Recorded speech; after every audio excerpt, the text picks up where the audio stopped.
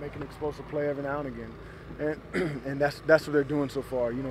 I'm so excited about the work that Drez has put in. He's been labeled as just a down the field guy for so many years, and I'm excited about his commitment to be a every down play and every type of route player. K. Scott, he's just consistent. Is he the fastest? No. Is he the strongest? Yeah, he's the strongest wideout. But does he jump the highest? No. But what K. Scott does, he competes and he's consistent. So that's great to see out of them too. So. One last, Andre Lewis. He was very highly recruited out of JC. What are you seeing from him? Andre will have a definite role on this team.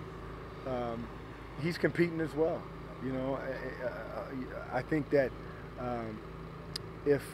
when he gets in the game, that there won't be a drop off. That he's a guy that who knows, at the end of camp could be a starter. But I know that if he was on some other teams, he would be a starter.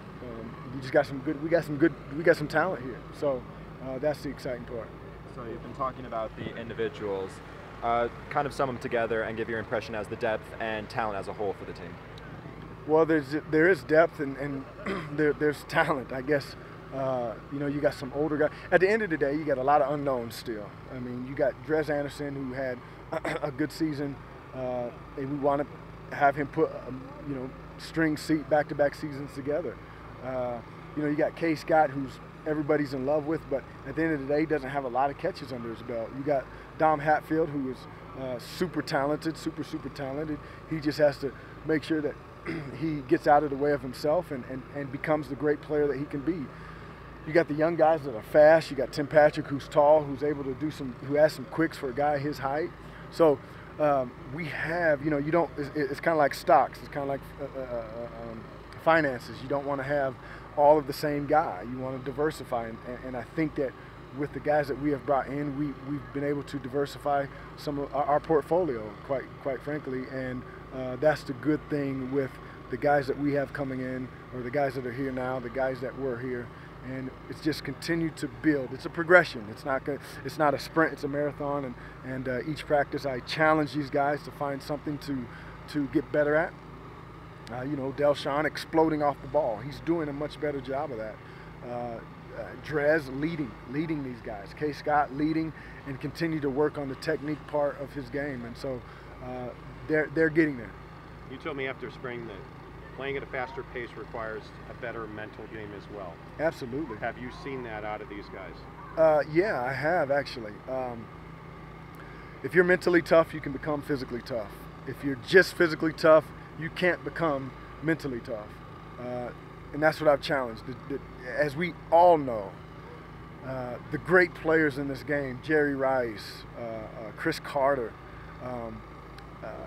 Andre Johnson, Larry Fitzgerald, if we look at those guys who, for the most part, no off-the-field issues, they compete their butts off, and they are mentally tough.